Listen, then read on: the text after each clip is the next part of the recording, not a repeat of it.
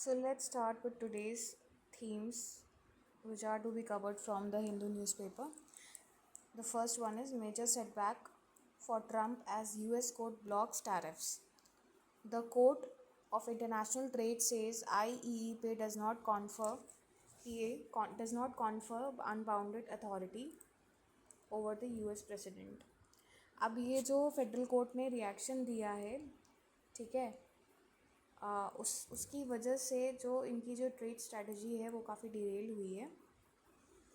And उन्होंने बोला है कि IEEPA यानी कि जो international emergency economic powers act of 1977 है, that does not delegate such powers to the president, okay, to impose unlimited tariffs on goods from nearly every country, ठीक है। So this is important. और आजकल आप देख रहे हैं कि ये 2024 से 2025 में भी आपने देखा USA एंड यूरोपियन यूनियन के जो करंट ओरिएंटेड जो फैक्ट्स हैं उन पे UPSC का फोकस काफ़ी ज़्यादा रह रहा है। हमने 2023 में भी ऐसे क्वेश्चंस देखे थे, 2024 में भी देखा था एंड 2025 में भी हमने देखा था। So these questions are nearly related to this. अब इसमें इंपॉर्टेंट क्या है, प्रेसिडेंट पावर, क्योंकि इनके पार्लियामेंट्री फॉर्म ऑफ गवर्नमेंट पे भी कहीं ना कहीं फोकस ले रह रहा है। आप अगर ये जो 3 इयर्स मैंने बताया 2023, 24 और 25, इनका अगर आप उठा के देखेंगे तो इसमें आपको मिल जाएगा कि USA एंड यूरोपियन यूनियन से काफ़ी क्वेश्चंस पूछे गए हैं। अब कोर्ट के जजमेंट का इफेक्ट क्या पड़ेगा कि according to the analyst they say that this may dissuade countries from rushing into deals. The Trump could impose sector-specific levies if the ruling holds in spite of an appeal by the administration. What is India doing in this context? The center is assessing the potential impact of the US ruling that blocked the sweeping tariffs imposed by President Donald Trump, according to the government sources. They added that US team of negotiations for the ongoing India-US free trade agreements discussions would be in India on June 5 and talks were progressing well. Next, we come to the second topic. Scientists discover new way to detect hidden properties of exotic materials. So, a team from Raman Research Institute in Bangalore found a new code for detecting hidden properties of exotic materials. According to the Department of Science and Technology, scientists have found a new way of spotting a property of topological space called topological invariant in quantum material. So हम देख रहे हैं कि आज के समय में ये जो क्वांटम प्रॉपर्टीज़ हैं,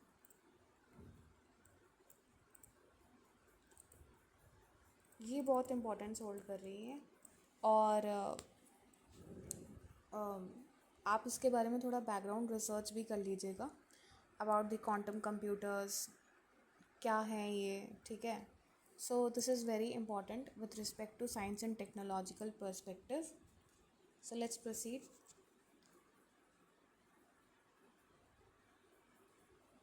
So where were we?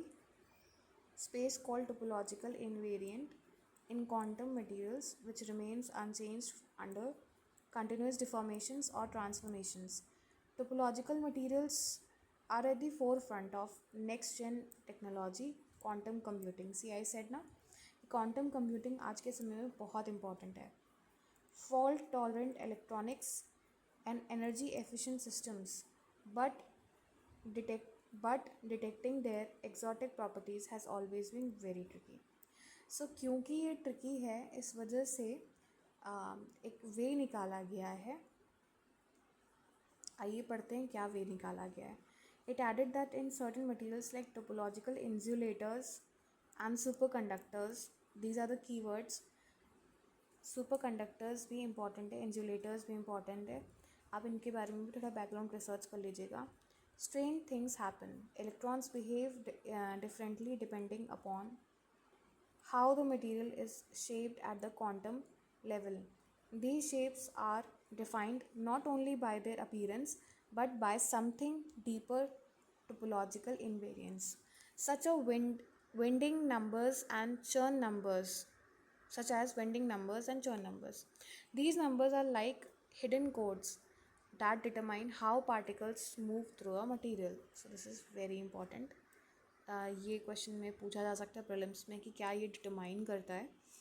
ठीक है, ये जो वेंडिंग नंबर्स है, चर नंबर्स है, क्यों इम्पॉर्टेंट है, क्या है इनका सिग्निफिकेंस, क्या है. तो they determine that how particles move through material. The team found a new way to detect this hidden code called using property called spectral function. So ये प्रॉपर्टी यूज़ हो रही है. अब इसके ऊपर ना पूछा जा सकता है कि ये क्या क्वांटम कंप्यूटिंग में यूज़ होती है, या spectral function with is used in which of the following. Options दे देंगे आपको अगर आपको नहीं पता होगा तो आपको जानना पड़ेगा. So we move on to the next topic. Basically ये जो टॉपिक है ये कंटिन्यूएशन है जो फर्स्ट हमने पढ़ा था कि यूएस जो फेडरल कोर्ट है उसने जो रूलिंग दी थी that it is non-constitutional to implement such tariffs. So US court's ruling that said President Donald Trump retaliatory tariffs were unconstitutional according to the government sources. Sources also confirmed that the US team of negotiators for the ongoing India-US free trade agreement discussions. So there is going to be discussions in the future about the trade agreement between India and US, जो कि news में बता ही दिया जाएगा. ये international relation के perspective से important है. इसकी थोड़ी बैकग्राउंड रिसर्च कर लीजिएगा कि इसका इम्पैक्ट क्या पड़ेगा, जो टॉक्स होंगी उनका इम्पैक्ट क्या पड़ेगा. अगर यूएस टैरिफ्स इम्प्लीमेंट करता है तो उसका इंडिया के ट्रेड पे क्या इम्पैक्ट पड़ने वाला है. सो ये इस पर्सपेक्टिव में काफ़ी इम्पॉर्टेंट है और ये मेंस ओरिएंटेड टॉपिक है.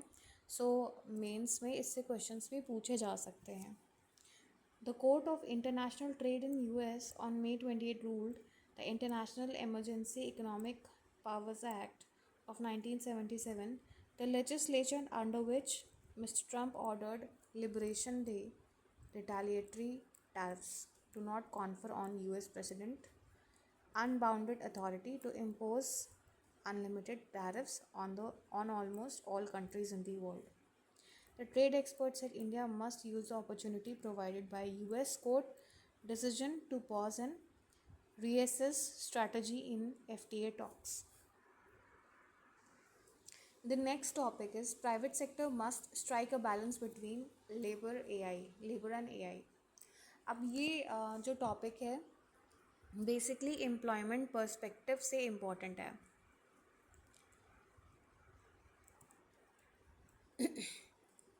इसमें आप ये इंटरकनेक्ट कर सकते हो कि AI का एम्प्लॉयमेंट पे क्या असर पड़ने वाला है in the new future. So the chief economic advisor V. Anantanath Nageshwaran on Thursday cautioned private sector against possible over-deployment of the artificial intelligence tools to determine to the detriment of labor, saying India was a country needed 8 million additional jobs every year. So that is why I'm saying कि you need to do some homework also कि AI का impact क्या पड़ेगा, because we know that कि unemployment is a major problem और ये कहीं ना कहीं आपके ऐसे में भी पूछा जा सकता है इसको इंटरकनेक्ट करके. सो आपके पास अगर ये वर्ड्स रहेंगे लिखने के लिए, अगर ये टॉपिक्स रहेगा, ये आइडिया रहेगा, so you can implement your ideas into a proper essay writing.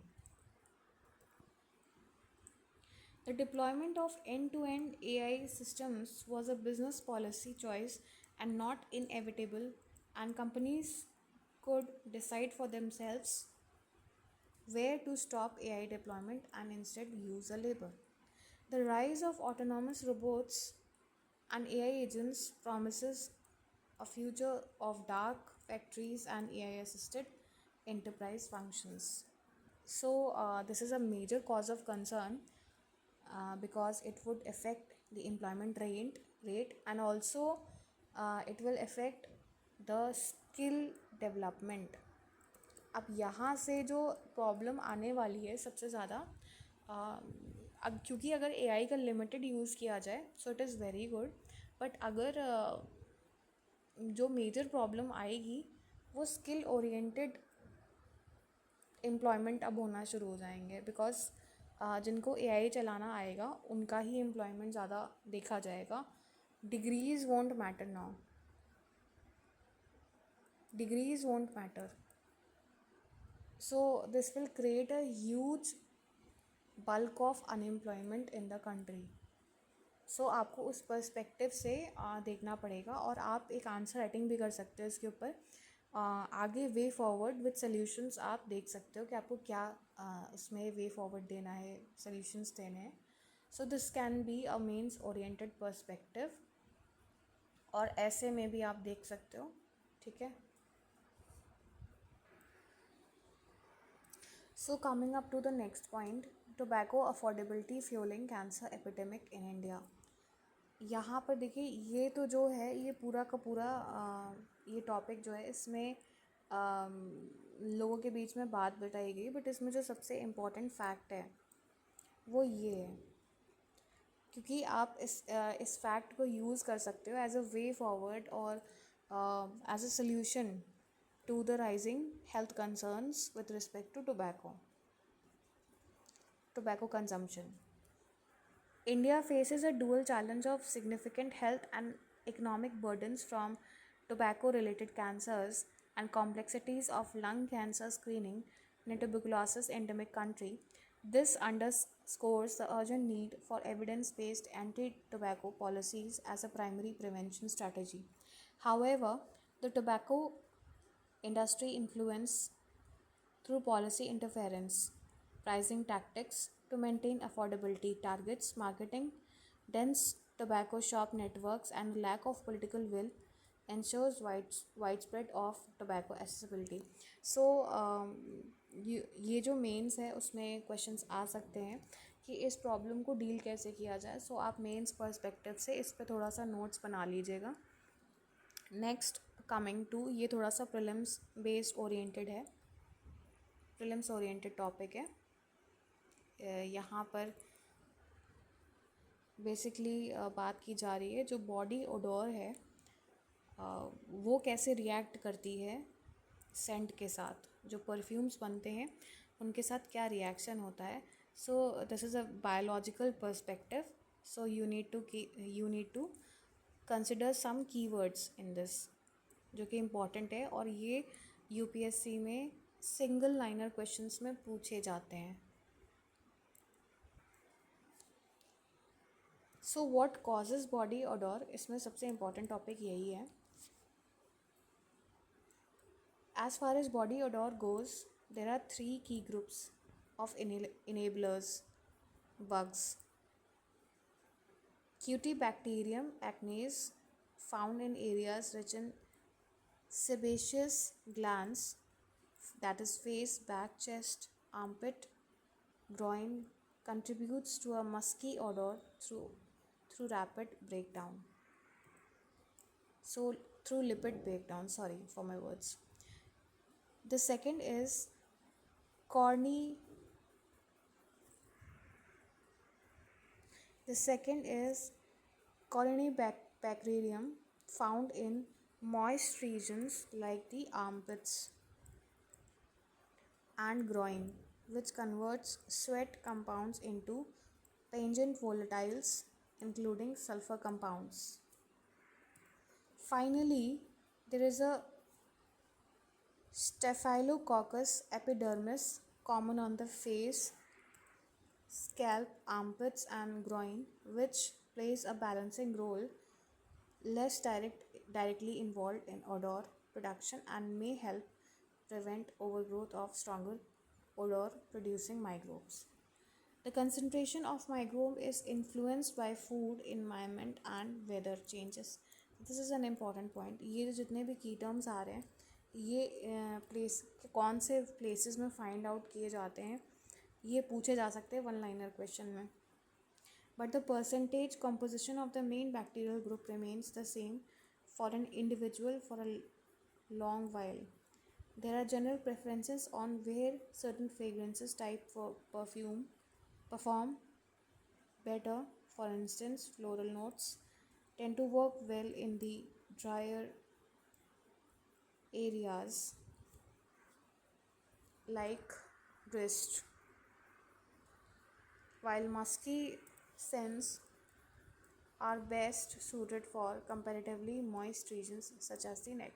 So ये भी इम्पॉर्टेंट है कि कौन सी जगहों पर कहाँ ये इस टाइप के जो सेंस हैं पूछे जा सकते हैं. अब ये स्टेटमेंट्स आ जाए. Moving on to the next topic. अब इसमें क्या इम्पोर्टेंट है, ये जो फिजिकल पैकेज के बारे में बात की गई है यहाँ पर जो आप इंटर स्टेट ट्रेड रिलेशंस हैं वो आपको ध्यान देने पड़ेंगे. उसके साथ साथ सेंटर स्टेट जो रिलेशंस हैं वो वाला चैप्टर, ये जो चैप्टर्स मैं बता रही हूँ ये एम लक्ष्मीकांत में है. और क्योंकि इससे रिलेटेड यहाँ पर फाइनेंस कमीशन की बात की गई है, इससे रिलेटेड जो भी जो यहाँ पर कीवर्ड पकड़े गए हैं वो टैक्सेशन से रिलेटेड है कि सेंटर से जो ग्रांट मिलता है, जो सपोर्ट मिलती है स्टेट्स को, वो किस तरीके से होती है. सो इसका कंसेप्चुअल जो है वो कंसेप्चुअल क्लैरिटी बहुत पूछी जा सकती है इसमें. सो ये पॉइंट्स आपको देखने पड़ेंगे. ये दो चैप्टर्स हैं उनमें आप देख लीजिएगा एक बार कि टैक्सेस कैसे डिस्ट्रीब्यूट होते हैं, कौन से टैक्सेस कैसे डिस्ट्रीब्यूट होते हैं, सेंटर जनरेटेड जो रेवेन्यू होती है वो कैसे डिस्ट्रीब्यूट होती है, जीएसटी का डिस्ट्रीब्यूशन कैसे होता है. So these are very important. ठीक है. और यहाँ पर एक टर्म आ जाता है स्पेशल कैटेगरी. स्पेशल कैटेगरी जो टर्म आता है ये आपको पता करना पड़ेगा कि जब ग्रांट्स देने की बारी होती है तो सेंटर किन स्टेट्स को ग्रांट्स दे सकता है अंडर द स्पेशल कैटेगरी. ठीक है. उसमें जो क्राइटेरिया होता है डिवीज़न का, टैक्सेस डिवीज़न का जो होता है वो डिफरेंट होता है as compare to other states. ठीक है. सो ये आपको ध्यान देना पड़ेगा. और ये जो इसका पूरा कंसेप्ट है आपको ये दो चैप्टर्स जो कि सेंटर स्टेट रिलेशंस है, chapter number 15 in M Laxmikanth, and inter state relations है chapter number 16 in M Laxmikanth. ये आपको मिल जाएगा. इसमें कंसेप्ट पूरा मिल जाएगा. और टैक्स डिस्ट्रीब्यूशन कैसे होते हैं, बिकॉज इसमें जो है इसमें कंसेप्चुअल क्लैरिटी काफ़ी काम आएगी. ठीक है. सो यहाँ पर अब हमारा जो थीम एनालिसिस है वो ख़त्म होता है. So thank you, and you may give your feedback also. If any improvements are needed, I will do follow your advice. So thank you and have a nice day.